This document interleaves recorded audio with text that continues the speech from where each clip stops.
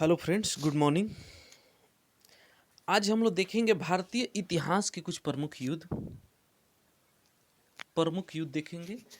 और इस युद्ध की कड़ी में हम लोग पहला युद्ध हम लोग को देखने के मिलता है भारतीय इतिहास में। कौन सा? तो वो हाइडे स्पीच का युद्ध है। किसके किसके मध्य? सिकंदर और पोरस के मध्य।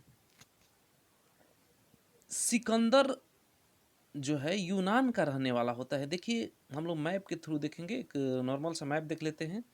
सिकंदर यूनान का रहने वाला रहता है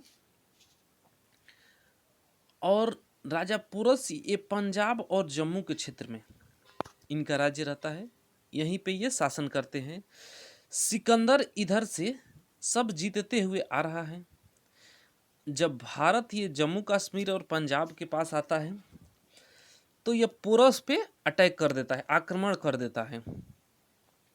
ऐसे पहले पुरस के पास अपना सूचना भेजता है कि आप हमारी अधीनता स्वीकार कर ले, हम युद्ध नहीं करेंगे। लेकिन पुरस कहता है कि नहीं, हम युद्ध लड़ेंगे, चाहे हमारी हार ही क्यों ना हो, लेकिन हम युद्ध लड़ेंगे और युद्ध के द्वारा ही हम फैसला करेंगे कि आपको हम अपना राज्य दे या नहीं दे। ठीक है। तो यह झेलम नदी के तट पर यह युद्ध हुआ, जिसमें सिकंदर क्या विजयी हुआ और राजा पोरस की हार हुई। जब सिकंदर विजयी हुआ और राजा पोरस को अपने सामने लाया गया पोरस को, तो सिकंदर पूछ रहा है कि बताओ पोरस, तुम्हारे साथ क्या किया जाए। तो पोरस कहता है कि देखिए, जो एक राजा के साथ राजा करता है वही हमारे साथ क्या किया जाए। यह सुनकर सिकंदर बड़ी खुश होता है कि राजा पोरस उसके सामने है, लेकिन उसमें थोड़ा भी भय नहीं है कि ये सिकंदर है। सिकंदर जो पूरी दुनिया जीतने चला था और जीतते हुए आ भी रहा था इधर से, इस क्षेत्र से, लेकिन आके यहाँ के जो राजा पोरस है उसकी वीरता देखकर बहुत प्रभावित हुआ और वो क्या, इससे खुश हुआ अपना, और इसे कह दिया कि ठीक है, आप अपना लीजिए राज्य, लेकिन हमको आगे जो युद्ध करना है, यानी कि आगे कौन सा, इधर मगध का राज्य चल रहा है, इधर मगध। ठीक है। तो जो हमको है मगध पे अटैक करने में आप मदद कीजिए। पोरस भी बोल दिया कि ठीक है, चलिए हम आपकी मदद करेंगे। लेकिन देखिए, ब्यास नदी है यहाँ पे कौन सी नदी है? ब्यास नदी है। तो जो सिकंदर की सेना थी, लगभग यही 30,000 की सेना थी इसके पास। और सुनिए, बड़ी इंटरेस्टिंग बात है कि मगध के पास 30,000 तो हाथी थी। तो उसके जो सैनिक लोग थे वो क्या किए कि आसपास से पूछना स्टार्ट किए कि क्या हालचाल है मगध का।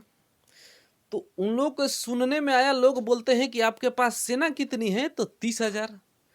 तो वो लोग बोल रहे हैं कि आपके पास 30,000 सेना है और 30,000 तो मगध के पास हाथी है। बड़ी अब सेना में क्या भगदड़ मच गया कि भाई हम लड़ेंगे कैसे।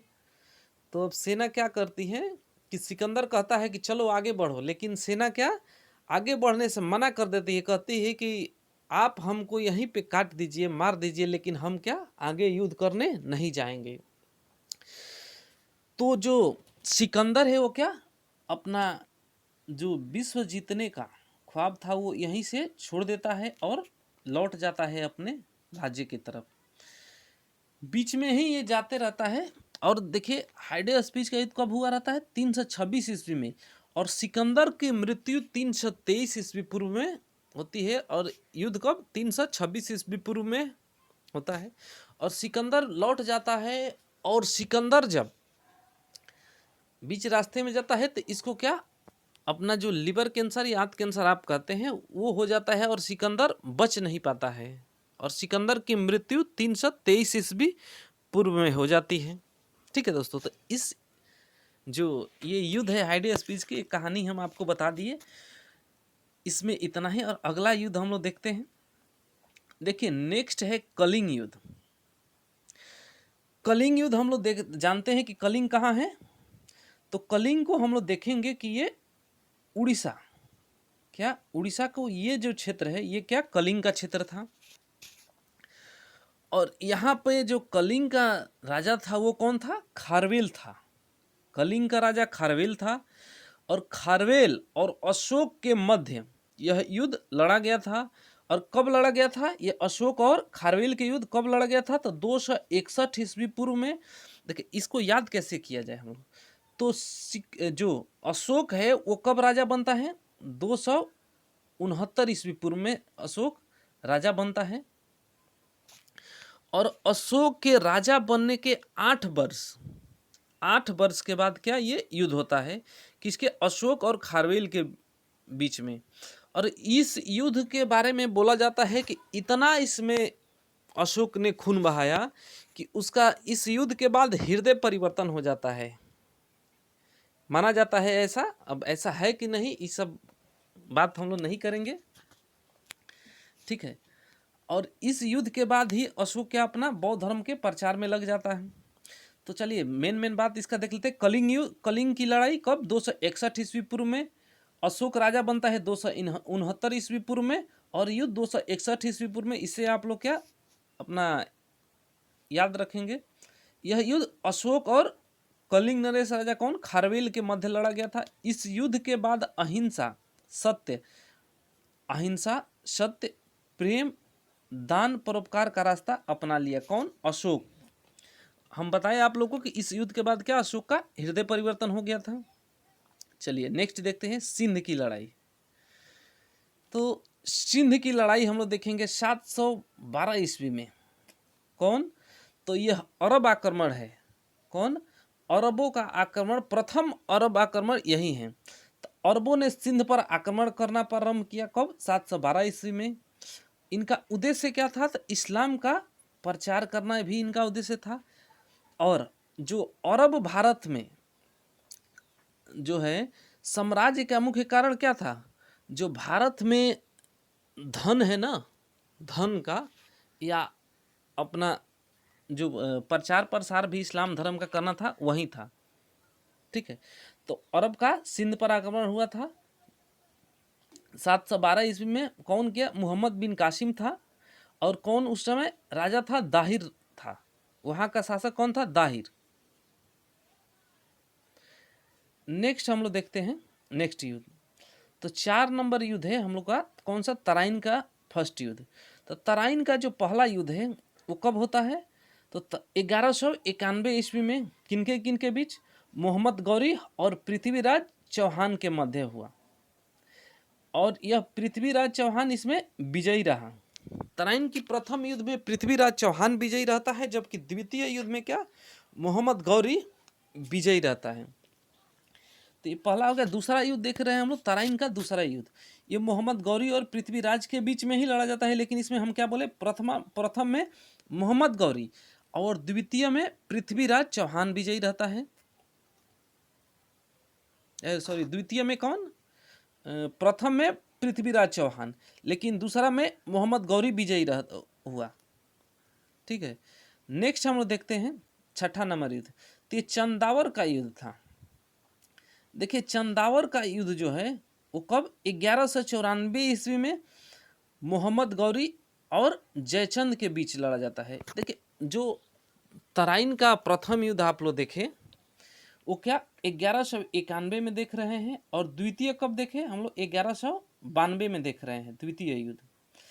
तो जो पहला युद्ध रहता है और दूसरा, और ये चंदावर के जो जयचंद रहता है, यही जो है ना, ये जो मोहम्मद गौरी का वो बोलता है कि नहीं आप आके आक्रमण कीजिए, ठीक है।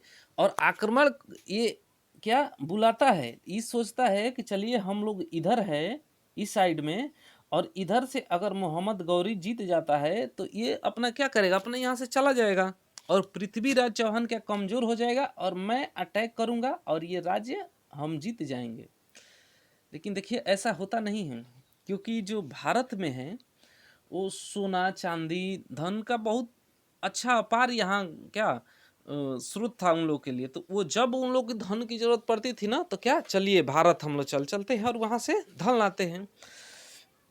तो ये अब यहाँ के बाद क्या चंदावर का युद्ध हो जाता है और जयचंद की भी हार होती है। ठीक है।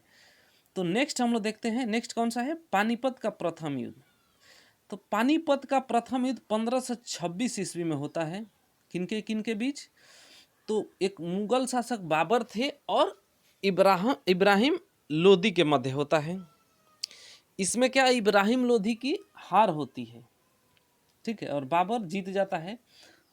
और यहीं से देखेंगे कि हम लोग जो मुगल काल है स्टार्ट होता है बाबर के जीतने के साथ ही।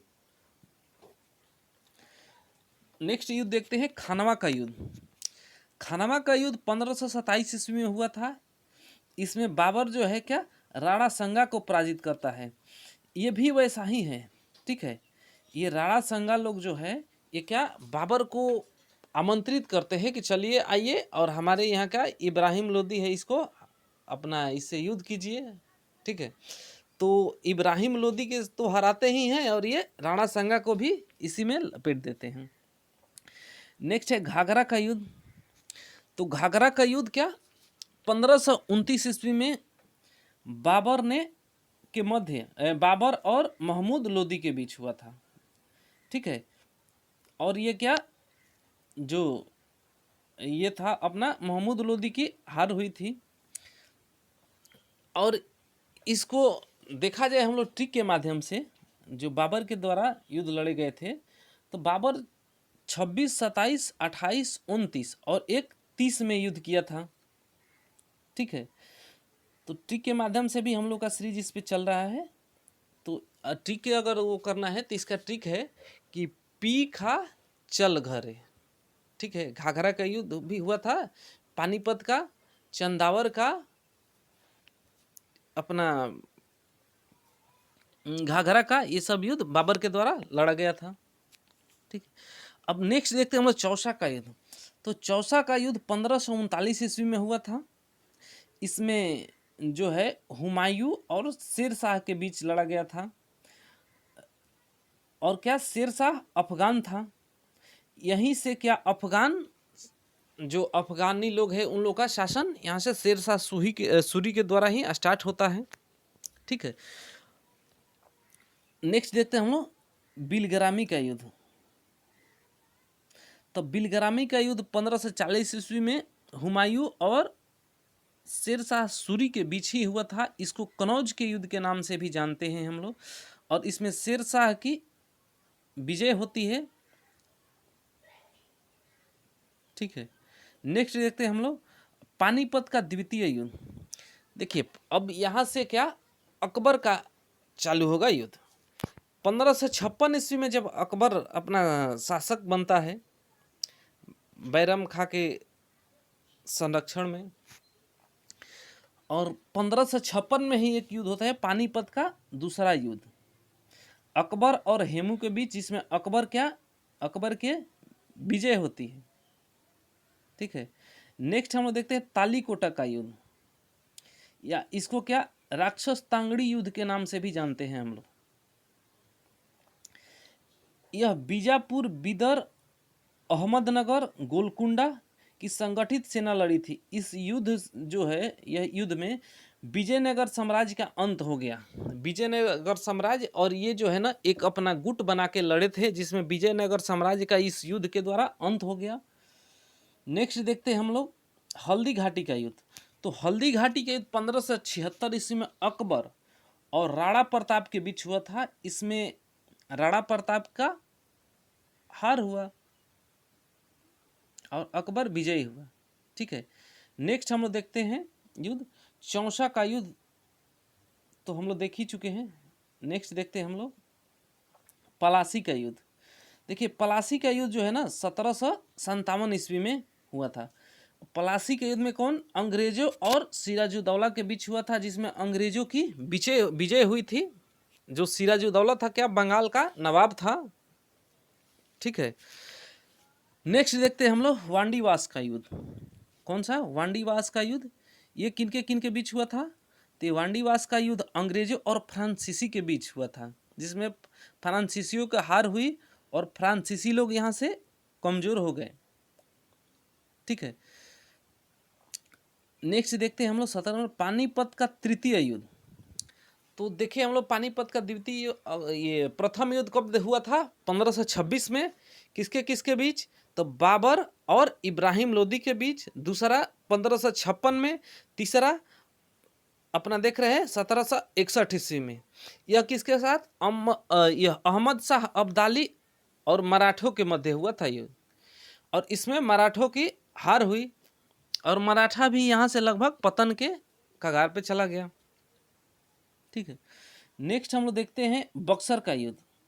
तो बक्सर का युद्ध 1764 ईस्वी में हुआ था, और यह एक ऐसा युद्ध था जिस युद्ध के होने के बाद यह एकदम क्लियर हो गया कि भारत पर अंग्रेज ही शासन करेंगे। इस युद्ध में 3 लोग अंग्रेजों के खिलाफ लड़े थे। कौन कौन? तो एक था शुजाउद्दौला, जो क्या अवध का नवाब था। मीर कासिम, यह बंगाल का नवाब था। और शाह आलम द्वितीय, जो ये मुगल काल का बादशाह था। ठीक है, इन लोगों की संयुक्त सेना के साथ युद्ध हुआ और इसमें इन तीनों की हार हुई। ठीक है, तो देखेंगे कि संधि कुछ होती है, इसमें 3 लोग से संधि होती है और इस संधि के द्वारा तीनों लोगों को क्या तहस नहस कर दिया जाता है। अब इसके बाद जो है मुगल काल भी जो है, या मुगल बादशाह जो रहते हैं वो क्या अंग्रेजों की कठपुतली बन के रह जाते हैं। शुजाउद्दौला का भी कोई अस्तित्व नहीं रहता है और मीर कासिम तो ऐसे ही खत्म हो जाता है यहाँ से। नेक्स्ट देखते हैं हम लोग प्रथम मैसूर युद्ध 1767 से 69 तक। ये कौन? हैदर अली और अंग्रेजों के मध्य हुआ था। इसमें अंग्रेजों की हार हुई। ठीक है, जो हैदर अली था वह क्या अंग्रेजों को हरा दिया। ठीक है, नेक्स्ट हम लोग देखेंगे इसमें भी कुछ संधियाँ हुई थी, वो हम लोग एक संधि का वीडियो लाएंगे तो पूरे जो संधि रहेंगे उसको एक साथ हम आप लोग को करा देंगे। नेक्स्ट हम लोग युद्ध देखते हैं मैसूर का जो द्वितीय युद्ध है, वो 1780 से 84 में हुआ था। इसमें हैदर अली, ये भी युद्ध क्या हैदर अली और अंग्रेजों के बीच ही हो जा रहा था। ठीक है, इसमें हैदर अली की मृत्यु हो जाती है, तब उसका जो बेटा है कौन? टीपू सुल्तान, वो नेतृत्व करता है। और ये क्या ये अनिर्णायक युद्ध रहा, इसमें कोई फैसला नहीं होता है कि क्या होगा क्या नहीं। और जो भी जीते थे राज्य वो क्या एक दूसरे को वापस कर देते हैं। और इसके बाद अब टीपू सुल्तान आ जाता है। तो तृतीय आंग्ल मैसूर युद्ध जो है 1790 ईस्वी में टीपू सुल्तान और अंग्रेजों के बीच हुआ था, जिसमें क्या टीपू सुल्तान की हार होती है और संधि की कुछ संधि होती है जिसके द्वारा क्या यह युद्ध समाप्त होता है। और इस युद्ध के बाद टीपू सुल्तान के पास भी क्या आधे राज्य बच जाते हैं, उसके आधा राज्य अंग्रेज क्या अपना इसको अपने में बांट लेते हैं। चतुर्थ आंग्ल मैसूर युद्ध, तो चतुर्थ आंग्ल मैसूर युद्ध जो है वो टीपू सुल्तान और अंग्रेजों के बीच हुआ था। ये भी देखिए 4 मैसूर युद्ध है। पहला में हैदर अली रहता है, आप लोग देखें 67 से 69। दूसरा में भी हैदर अली रहता है, लेकिन दूसरे युद्ध में हैदर अली की मृत्यु हो जाती है 80 से 84, आप लोग देखें। तीसरा युद्ध 90 में होता है, जो क्या टीपू सुल्तान की हार होती है और ये उसका राज्य जो है तहस नहस हो जाता है। चौथा युद्ध में, दूसरा युद्ध में हैदर अली मरता है और चौथा युद्ध में कौन? टीपू सुल्तान। 2 युद्ध, ये भी हैदर अली भी 2 युद्ध में रहता है। और लगभग देखें तो 2 युद्ध की शुरुआत टीपू सुल्तान भी करता है और दूसरा युद्ध में टीपू सुल्तान की भी मृत्यु हो जाती है। और इस जो चतुर्थ मैसूर युद्ध, इसके तहत क्या हुआ? जो मैसूर था उसका पतन हो गया, इसकी शक्ति एकदम क्षीण हो गई। नेक्स्ट देखते हैं हम लोग क्या चिलियानी वाला युद्ध। ठीक है, ये 1849 ईस्वी में हुआ था। ईस्ट इंडिया कंपनी और सिखों के बीच हुआ था और इसमें क्या सिखों की हार होती है। ठीक है, नेक्स्ट हम लोग देखते हैं, अगर हम लोग देखें अब प्रेजेंट वाले युद्ध में जो इम्पोर्टेंट है, पूछते हैं एग्जाम में, तो ये भारत और चीन के बीच युद्ध हुआ था।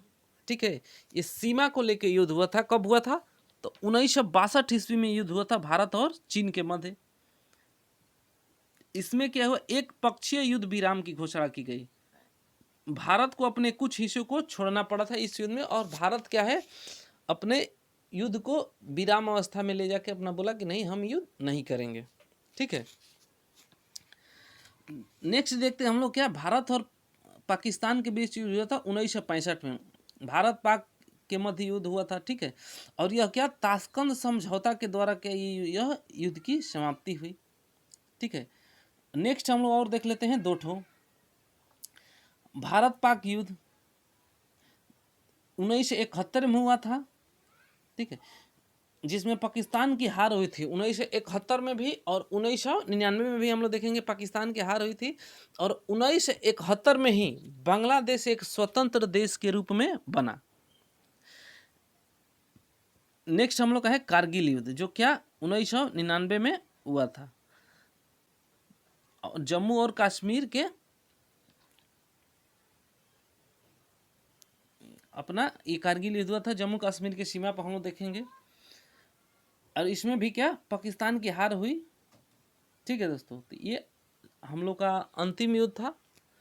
और हम लोग नेक्स्ट वीडियो भी कुछ और लाएंगे, इम्पोर्टेंट जो क्वेश्चन बनते हैं उस पर। ठीक है, चलिए आज के लिए इतना ही बस, थैंक यू।